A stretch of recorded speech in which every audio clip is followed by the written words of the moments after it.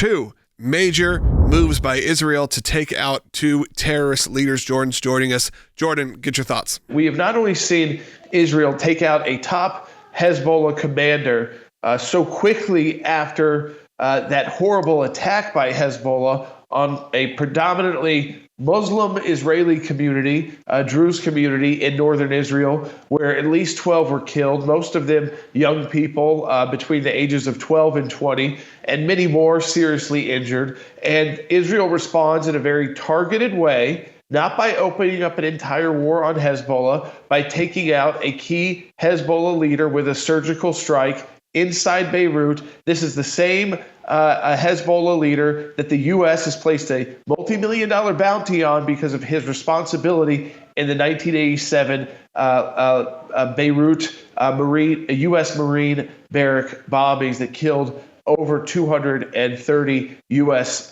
Marines in the 1980s. So both a evil person when it comes to killing Americans through terrorism, and evil when it comes to killing these Israeli Muslims in this case, and Israel responded surgically. And then the targeted assassination of the head of Hamas. I mean, just to underscore that, who was living so peacefully, Will and Logan, in Doha, and able to be a part of negotiations, and probably thought his life was not in jeopardy. So he even traveled to Tehran, outside of the protection zone of Doha. And the moment he was there, I mean, he took a few photos, he went to the swearing in, and he has now gone off the face of the earth, Ismail Haniyeh. So inside Iran, Iranians could not protect their allies. I think that's the big point I want to underscore, Logan and Will, is that Iran acts tough, but the second one of their top terrorist leaders ends up, showing up there for an event that's kind of public, they're dead. And you have to wonder, what's happening to that Islamic Jihad leader who was also in the same picture with Haniyeh? Has he made it out safely from Iran yet? I mean, it's not a country that gives a lot of clear information, though this time both Hamas and Iran confirmed that Haniyeh has been killed. As you mentioned, that Haniyeh was sitting next to the leader of Palestinian Islamic Jihad at the inauguration of the president of Iran. But you're seeing headlines like this out of Reuters. Tough-talking Haniyeh was seen as the more moderate face to Hamas. So even now you're having Reuters, which loves to run interference for the terrorist groups, still trying to cover up. This is as when Soleimani was killed and they tried to say the austere leader. You're seeing the media falling into this trap. Vice President Harris spoke on this morning. She spoke on the the taking out of two of the major terrorist leaders. And of course, if you're looking towards an election in November, you want to know what is the President Harris administration, if that was to happen, what would it look like for the state of Israel? And again, you're coming on the heels of taking out two people, well, neither of which are good guys, some of which are responsible for the death of hundreds. I want to address what's happened over the last few hours in terms of the Middle East and be very clear.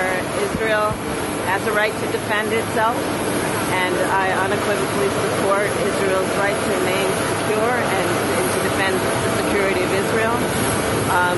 What we know in particular is it has a right to defend itself against a terrorist organization, which is exactly what Hezbollah is.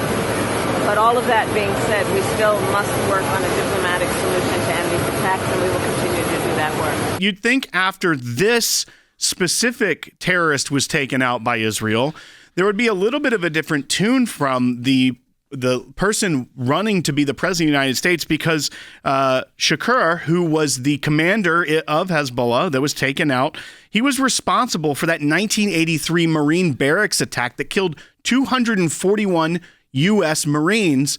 And not only did that happen, but there was a $5 million bounty on his head from the United States to get him.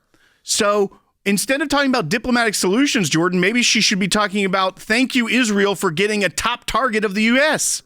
Well, this is when you wonder, was she not briefed by her own team before making this remark saying, hey, by the way, this was not just somebody that Israel wanted. This is somebody we've had a multi-million-dollar bounty out for over 20 years and getting close to 30 years.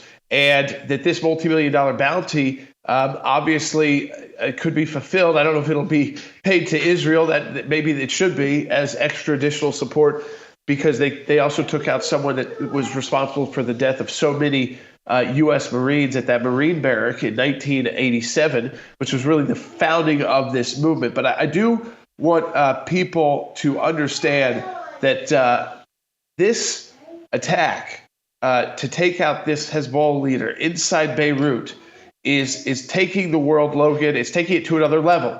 So what you saw from the U.S. right before this attack was telling U.S. citizens to get out of Beirut. This did not happen in southern Lebanon, where Hezbollah and Israel routinely exchange fire. This happened in the capital of Lebanon, in the area of the city, Beirut, that Hezbollah controls. And if you've read up about that part of the city in Lebanon, I mean, it is very much like entering in an Iranian proxy area. And of course, it was a surgical strike. So it was not a strike to kind of take out 10 or 15 or 20 people here. And again, this will send the Middle East into some major issues that the next president of the United States is going to have to deal with, because things are going to keep happening there. And that's gonna keep piling up as we get to the presidential election. The Ayatollah has put out this statement: with this action, the criminal and terrorist Zionist regime prepared for the ground for harsh punishment for itself, and we consider it our duty to seek revenge for his blood as he was martyred in the territory of the Islamic Republic of Iran.